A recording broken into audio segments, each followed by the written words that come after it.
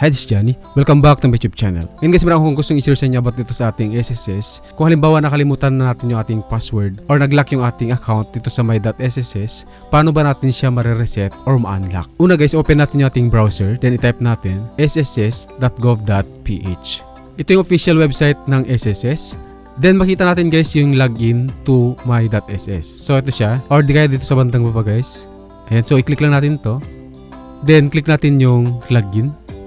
Since nakalimutan natin yung ating password dito sa my.sss, so kailangan natin siya mag-forgot password. Or di kaya naman guys nag-lock yung account niyo, so same process lang din guys, gawin nyo to forgot password. So click natin tong forgot password. Forgot user ID or password. Please select an account on which you want to change password. So since tayo isang member sa SSS, so ang click natin dito yung member. Meron tayong dalawang option dito guys kung paano tayo mag-forgot password. Yung multi-factor authentication saka yung security questions. Kung halimbawa active pa yung mobile number ninyo, or di kayo naman guys nakapag-set na kayo dati ng time-based one-time password or TOTP, so ang pipiliin natin dito guys yung multi-factor authentication. Pero kung hindi na active yung mobile number ninyo, or di kayo naman hindi pa kayo napag-set ng TOTP, so ang pipiliin natin dito guys yung security questions.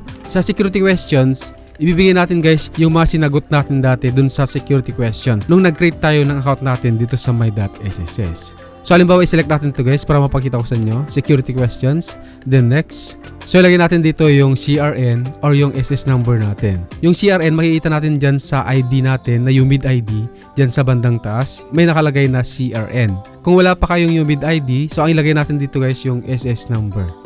Then click natin yung search. So meron dalawang security questions dito na kailangan natin sagutan para ma-reset yung ating password. Tinakpan ko yung information dito kasi magkakaiba tayo ng security questions. Depende yun guys kung ano yung sinelect nyo dati na security questions. Then after nyo ma-fill-upan to guys, click nyo tong proceed. And so i-back natin. Halimbawa naman guys, active pa yung mobile number ninyo or di kayo naman guys nakapag-set na kayo dati ng TOTP. So ang i-select natin dito yung multi-factor authentication. So click lang natin yan, then next. So same lang din guys din sa security questions, ilagay natin yung CRN or SS number natin. Then click natin yung proceed. Then dito sa choose authentication, so i-select natin guys kung ano yung preferred natin. Kung halimbawa active pa yung mobile number ninyo na naka-register dito, so ang i-select natin dito yung one-time PIN through SMS. Kung halimbawa guys hindi na active itong mobile number ninyo, then nakapag-set na kayo dati ng time-based one-time password, so ang i-select natin dito guys yung time-based one-time password. So halimbawa i-select natin dito guys yung time-based one-time password kasi ito naka-set up na sa akin. Then enter natin dito guys yung TOTP dun sa authenticator. After natin ma-enter guys, click natin yung proceed. So once na tama yung nalagay natin na authenticator, ito yung next step na gagawin natin. Ilagay natin yung bago nating password, then confirm password. Dito guys makikita nyo na rin yung username ninyo dito. Kung halimbawa nakalimutan nyo rin yung username ninyo dito sa my.sss. So sa password guys, bigyan ko na lang kayo ng tip para hindi kayo magkamali kasi maraming nagkakamali dito sa password. Kaya hindi sila makapag-proceed. So sa password, the password length is 8 to 20 characters. And must contain at least one lowercase letter, ibig sabihin small letter, one capital letter, big letter, one number, and one special character. So yung special character guys, example nito yung number sign, dollar sign. So yun po yung mga special character. And so halimbawa mag-enter tayo ng capital letter. Ayan, so nakita nyo guys, nag-check po ito yung capital letter, small letter, then mag-enter tayo ng number. Ang kulang na lang natin yung number of characters, kailangan 8 characters, saka yung special characters. Ayan. Confirm new password. So kailangan guys parehas dun sa nilagay natin dito sa una, saka dito sa confirm new password.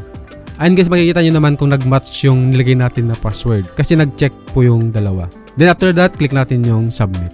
Are you sure you are about to change your password? So click natin yung yes. And so sabi dito guys, the provide new password was found in the password history for the user. Ibig sabihin yung password na nilagay natin dito, nagamit na natin nung mga nakaraan. So kailan guys yung bago nating password na ilalagay dito, yung hindi pa natin nagamit dito sa my.sss. Then click natin ulit yung submit.